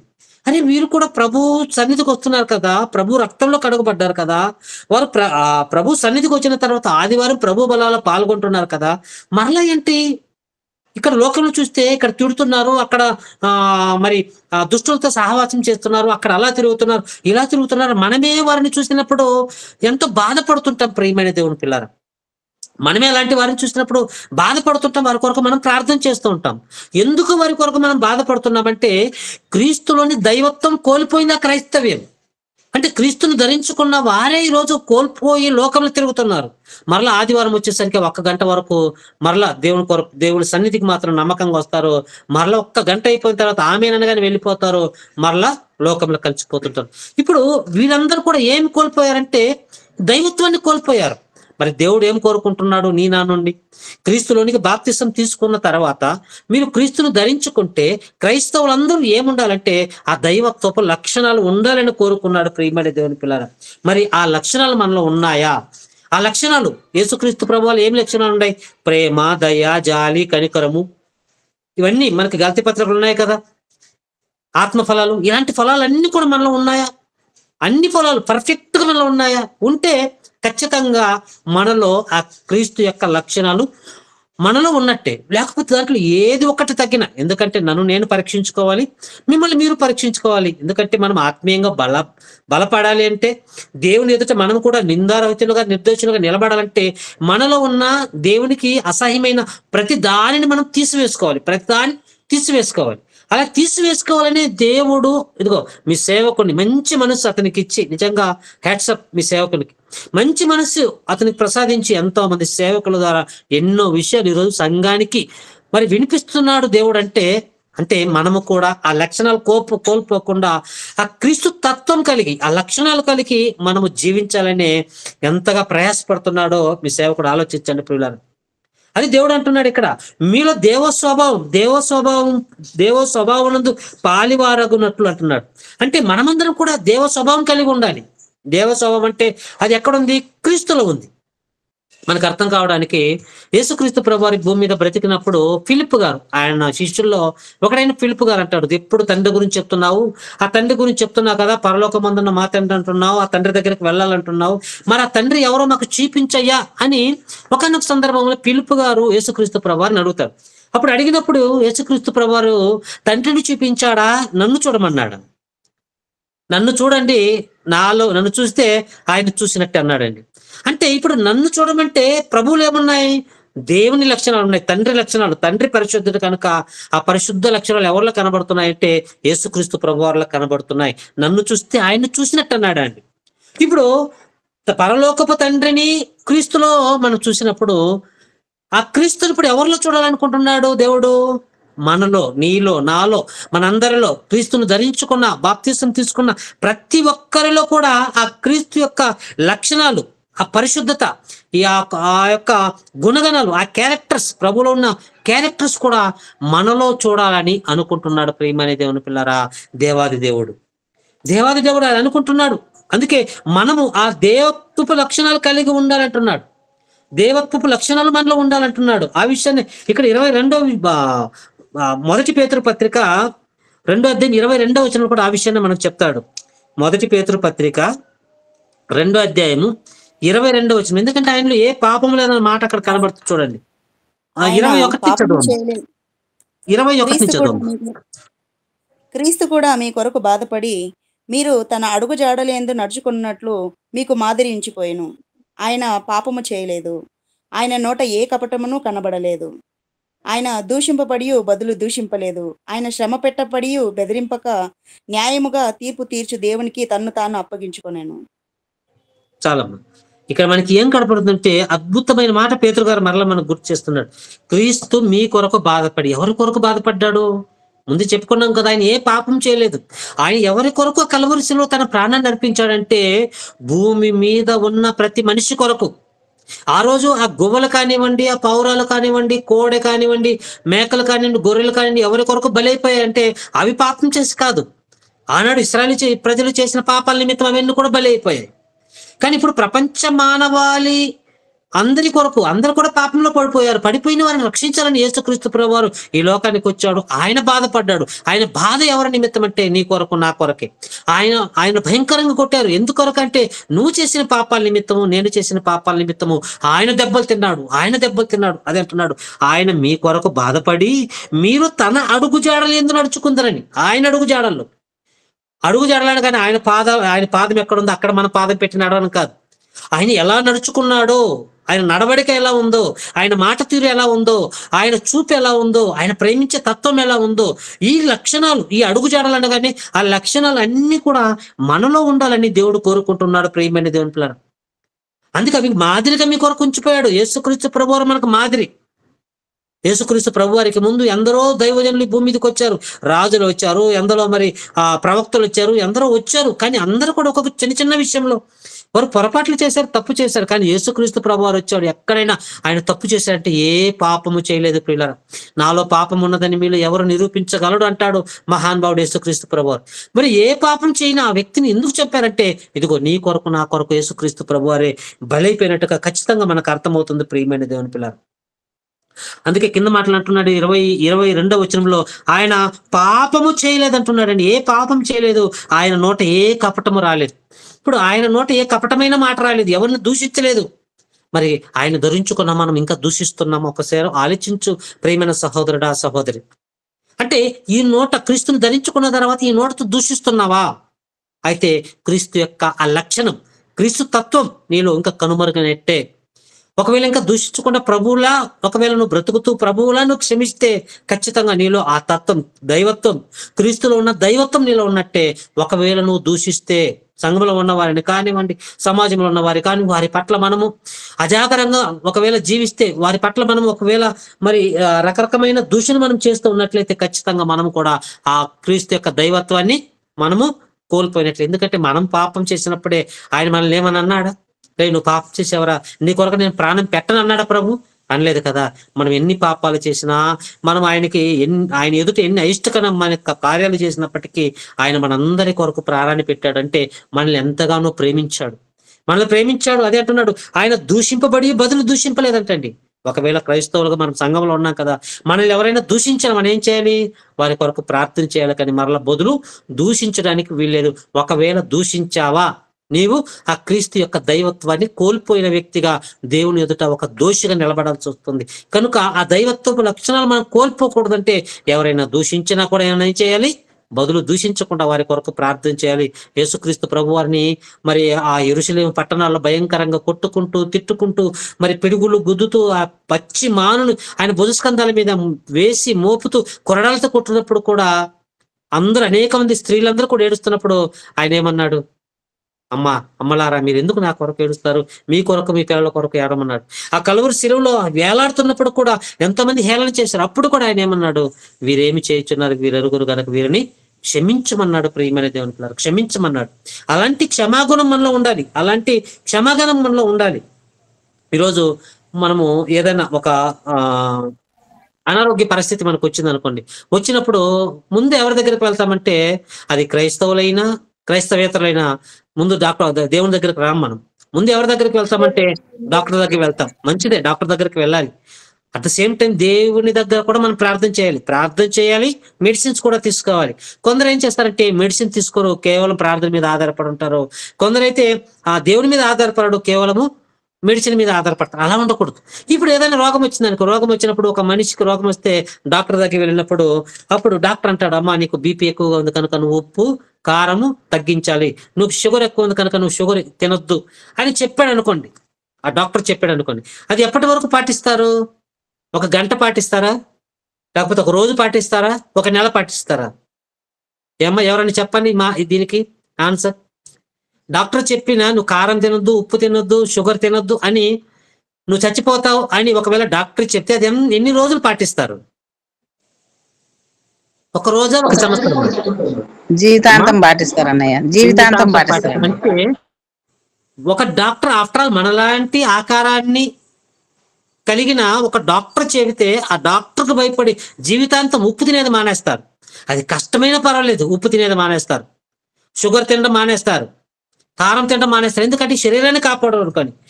మరి దేవుడు కూడా అదేంటున్నాడు, మీరు పాపము చేయకుండా మిమ్మల్ని మీరు కాపాడుకోవాలంటున్నాడు. అంటే పాపము చేయకుండా మిమ్మల్ని కాపాడుకోవాలి. ఆ విషయాన్ని మనం ఇంకొక మాట మనం చూడగలిగితే కొరింథీయులకు రాసిన రెండో పత్రిక 7వ అధ్యాయము 1వ వచనాన్ని మనం చూడగలిగితే, ప్రియులారా మనకు ఈ వాగ్దానములు ఉన్నవి గనుక దేవుని భయముతో పరిశుద్ధతను సంపూర్తి చేసుకొనుచు శరీరమునకును ఆత్మకును కలిగిన సమస్త కల్మషం నుండి మనలను పవిత్రులుగా చేసుకొందుము. మనలను పవిత్రులుగా చేసుకొందుము అంటున్నాడు. చేసుకోలేరు అనలేదు లేదు ఇక్కడ. మీకు శరీరానికి ఆత్మకు కల్మషం పట్టింది.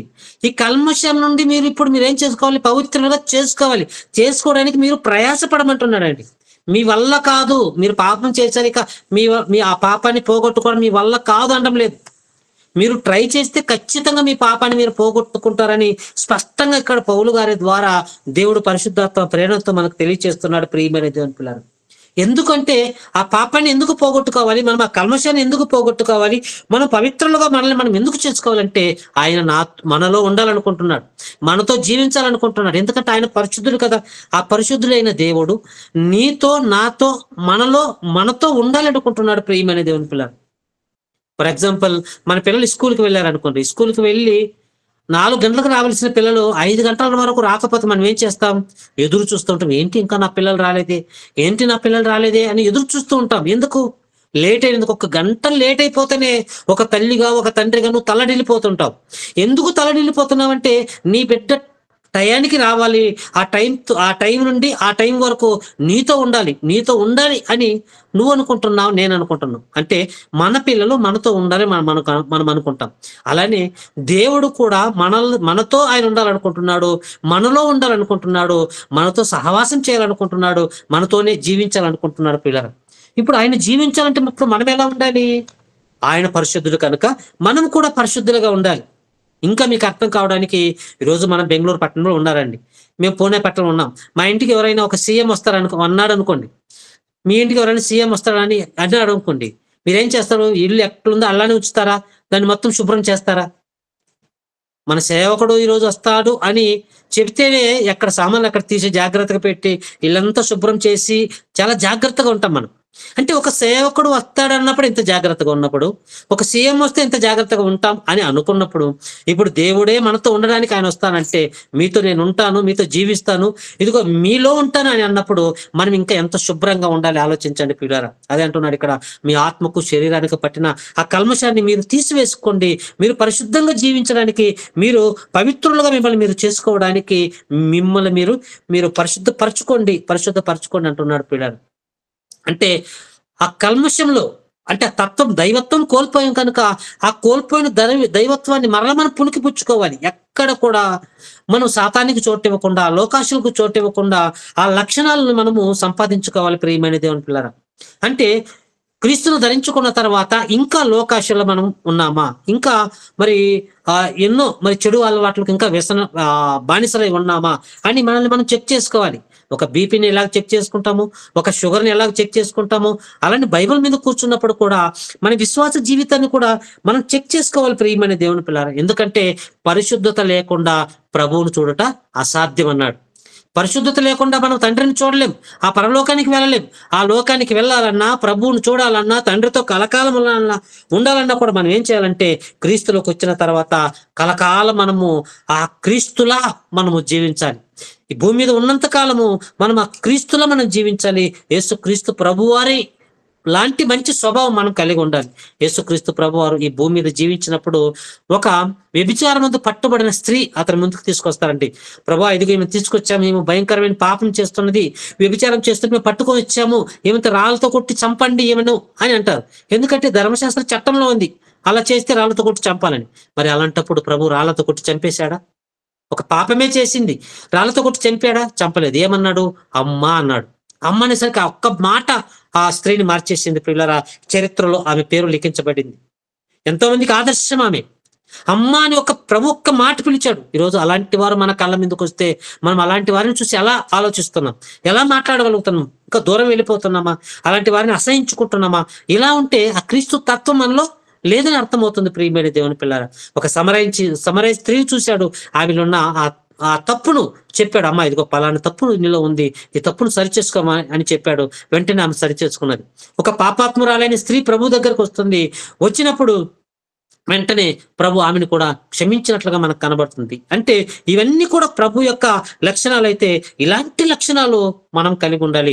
చివరికి యేసుక్రీస్తు ప్రభు వారిని ప్రాణాలు తీయడానికి వచ్చిన వారిని కూడా క్షమించమని చెప్పిన క్షమాగుణం కలిగిన మహనీయుడే మనము ధరించుకున్న మన యేసుక్రీస్తు ప్రభు వారైతే ఆయనకున్న లక్షణాలు మనము కలిగి ఉండాలి. ఆ క్రీస్తు తత్వం మనలో కలిగి ఉండాలి. ఎందుకంటే ఆ క్రీస్తులో ఉన్న దైవత్వాన్ని కోల్పోయే రోజు క్రైస్తవులు ఏదో మేము క్రీస్తుని ధరించుకున్నాము, ఒకరోజు సండే వెళ్ళిపోతే సరిపోతుంది అనుకుంటున్నారు.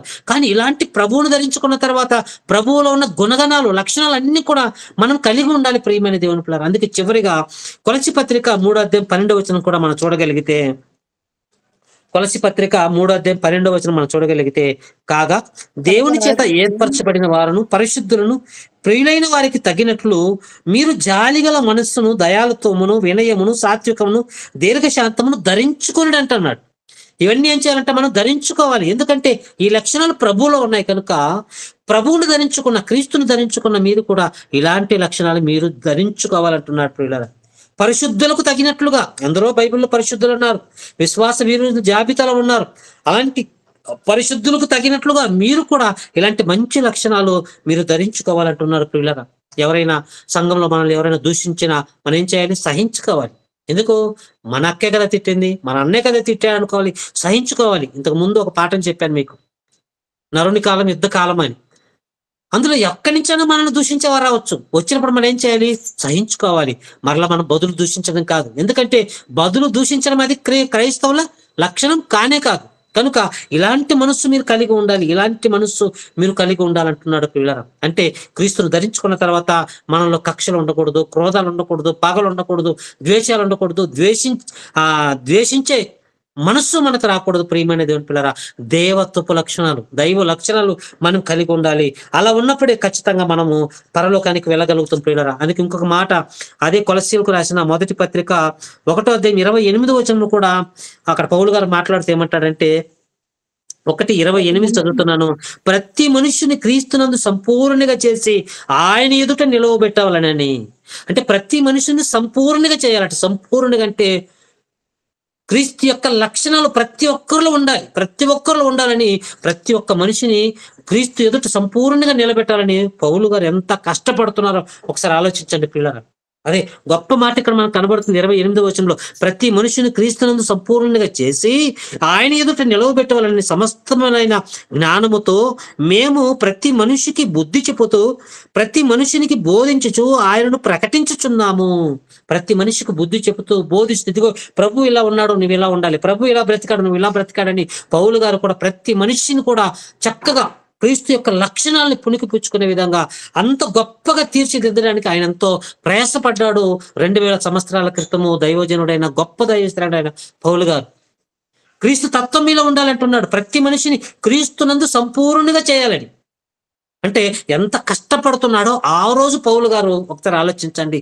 దైవజనుడు అదే కష్టం ఈరోజు మన సేవకులు పౌలయ్య గారు కూడా అదే కష్టపడుతున్నాడు. మిమ్మల్ని అందరినీ కూడా క్రీస్తు ఎదుట నిలబెట్టడానికి. ఎలా?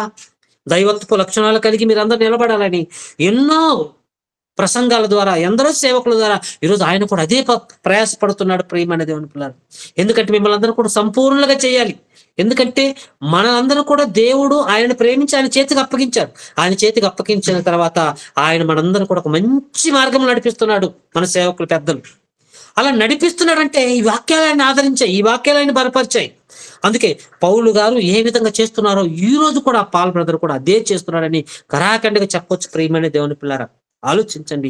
ఎందుకు ఇన్ని విషయాలు మనం నేర్చుకుంటున్నామంటే, ఇదిగో మనిషి ఆ క్రీస్తు యొక్క దైవత్వం కోల్పోయాడు. దేవుడు పరిశుద్ధుడు అయితే మనల్ని పరిశుద్ధులుగా పుట్టిస్తే ఆ దైవత్వపు లక్షణాలు మనిషి కోల్పోయేసరికి ఒకరోజు దేవుడు చట్టాన్ని ఇచ్చాడు. ఆ చట్టాన్ని కూడా వాళ్ళు ఉల్లంఘించారు. మరలా దేవుడు మనల్ని ప్రేమించి యావత్ భూమి మీద కాపురమున్న ప్రతి వారి కొరకు తన కుమారుడైన యేసుక్రీస్తు ప్రభు వారిని బలిగాను అర్పణగాను అర్పించాడు. ఆ క్రీస్తు ద్వారా మనకు పాప క్షమాపణ వచ్చింది. ఇప్పుడు ఆ పాప క్షమాపణలోనికి మనము బాప్తిసం తీసుకుని వచ్చిన తర్వాత మనం ఆయన ధరించుకున్న తర్వాత క్రీస్తు లక్షణాలే మనం కలిగి ఉండాలి. కానీ మరలా మనం లోకపు లక్షణాలు మనం కలిగి ఉండకూడదు. అలా ఎందరో ఈరోజు క్రైస్తవులు చూస్తే అలా లక్షణాలు కోల్పోయారు కనుక, ఆ దైవత్వం కోల్పోయారు కనుక, అలా క్రీస్తు యొక్క తత్వం ఎందరిలో కనుమరుగైపోయింది కనుక అలా మనం ఉండకూడదని, క్రైస్తవులు కోల్పోయిన మరి ఈ దైవత్వాన్ని మనం కోల్పోకూడదనే దేవుడు ఈ రాత్రికాల సమయంలో ఈ మాటలు మనకి వినిపిస్తున్నారు. ప్రియమైన దేవుని పిల్లరా, ఆ రోజు పౌలు గారి ధ్యేయం ఒకటే, అందరిని కూడా సంపూర్ణంగా చేసి దేవుని ఎదుట నిలబెట్టాలి. అందరినీ, సంఘాన్ని దేవుడు ఎంతమందిని పౌలు గారికి అప్పగించాడో వారందరినీ కూడా సంపూర్ణంగా చేయాలని ఆయన ప్రయాసపడ్డాడండి. ప్రసవ వేదన పడ్డాడంటాడు. అదే ప్రసవ వేదన ఈరోజు మన సేవకులు కూడా పడుతున్నారు. మరి శ్యాంపాల్ బ్రదర్ పడుతున్నారు, సంఘ బిడ్డలు ఎందరో పడుతున్నారు. కనుక దేవుడు మిమ్మల్ని, మీ కుటుంబాన్ని చల్లగా దీవించాలి, ఇంకా ఆశీర్వదించాలంటే ఆ క్రీస్తులో ఉన్న దైవత్వపు లక్షణాలు మనమందరం కూడా కలిగి ఉండాలి. ఒకవేళ ఇంకా మనలో ఏమైనా చిన్న చిన్న పొరపాట్లు ఒకవేళ ఉంటే వాటన్నిటి తీసేసుకోవడానికే ఈరోజు దేవుడు మంచి అవకాశాన్ని మనకి ఇచ్చాడు. మంచి మాటలు దేవుడు మనకి ఇచ్చాడు. కనుక మరి క్రీస్తులో ఉన్న ఆ లక్షణాలే మనం ఎల్లప్పుడూ కూడా కలిగి ఉండాలి. ఆ లక్షణాలు కలిగి ఉంటేనే మనం పరలోకానికి వెళ్ళగలమన్న సత్యాన్ని గ్రహించండి, ఆలోచించండి, అర్థం చేసుకోండి. విన్న మాటల ప్రకారం మీరందరూ జీవించాలని మనస్ఫూర్తిగా కోరుకుంటూ చిన్న ప్రార్థన చేస్తాను. కళ్ళు మూసుకోండి. పరిశుద్ధమైన తండ్రి, ప్రేమ కలిగిన ఆయన, ఇదిగో తండ్రి, రాత్రికాల సమయంలో తండ్రి బెంగళూరు ప్రాంతంలో ఉన్న మీకు ఇష్టలైన మీ ప్రియమైన పిల్లలతో కలిసి మీ వాక్కులను తండ్రి పంచుకోవడానికి తండ్రి మీరు ఇచ్చిన అవకాశం బట్టి వందనములు తండ్రి. ఇదిగోనైనా పరిశుద్ధత కోల్పోయిన మనిషి మరలా ఎలా పరిశుద్ధత సంపాదించుకోవాలో అన్న విషయాలను తండ్రి ఆలోచించడానికి మీరు కృప చూపించారు. మమ్మల్ని సజీవ లెక్కలో ఉంచారు తండ్రి. ఈ దినమునైనా హౌస్ ఆఫ్ జీసస్ క్రైస్ట్ వారి ద్వారా తండ్రి ఈ మాటలు వినడానికి, మా ఆత్మీయ జీవితాలు కట్టుకోవడానికి మీరు ఇచ్చిన అవకాశం బట్టి వందనాలు. విత్తబడిన వాక్యం దృష్టిని ఎత్తుకొని పోకుండా ప్రతి హృదయంలో ఫలించి మంచి ఫలాలు తీసుకొచ్చేలాగిన సహాయం చేయమని ప్రార్థన చేస్తున్నాం తండ్రి. ఇదిగోనైనా మరి అక్కడ సేవను జరిగిస్తున్న తండ్రి మీ కుమారుడైనా, మా ఆత్మీయ మరి తండ్రి సహోదరులైనా పాల్ బ్రదర్ గారి కొరకు ప్రత్యేకంగా ప్రార్థన చేస్తున్నాం. ఆయన్ని, ఆయన కుటుంబాన్ని, ఆయన ప్రేమించిన సంఘాన్ని మీ కృపలో ఇంకొన తండ్రి బలంగానైనా మీరు బలపరచండి, నడిపించండి తండ్రి. మంచి ఆరోగ్యంతో బిడ్డలందరికీ తండ్రి మంచి ఆరోగ్యాన్ని అనుగ్రహించమని ప్రార్థన చేస్తున్నాం తండ్రి. ఇదిగోనైనా సంఘ కుటుంబాల కొరకు ప్రార్థన చేస్తున్నాం. ఎందరైతే అనారోగ్యంగా ఉన్నారో అట్టి బిడ్డల కొరకు ప్రార్థన చేస్తున్నాం తండ్రి. అందరిని ముట్టండి నాయన, స్వస్థపరచండి. తగిన సమయం తండ్రి అందరూ కూడా మంచి ఆరోగ్యాన్ని పొందుకొని మీకు కృతజ్ఞత స్తుతులు తెలియజేసే భాగ్యాన్ని ప్రతి ఒక్క బిడ్డకును ప్రసాదించమని, ఇదిగో తండ్రి ఇట్టి అవకాశాన్ని నాకు అనుగ్రహించిన మీ కుమారుడు శ్యాంపాల్ బ్రదర్ని జ్ఞాపకం చేసుకోండి తండ్రి. మరి నాయన మరింతగా తండ్రి అతను మీ సేవలు బలంగా వాడుకోమని, ఇంకా రానైన దినాల తండ్రి మీ చిత్తమైతే ఇంకా మరిన్ని విషయాలు మేము నేర్చుకోవడానికి మీ కృప అనుగ్రహించి నడిపించమని, సంఘాన్ని, సంఘ కుటుంబాన్ని, సంఘ సేవకుని మీ పవిత్రమైన హస్తాలకు అప్పచెప్పుకుంటూ నన్ను నేను సంపూర్ణంగా తగ్గించుకుంటూ మీ నామాన్ని హెచ్చిస్తూ ఈ ప్రార్థన యేసుక్రీస్తు వారి పవిత్రమైన నామములో ప్రార్థించి అడిగి పెడుకుంటున్నాం తండ్రి. ఆమేన్.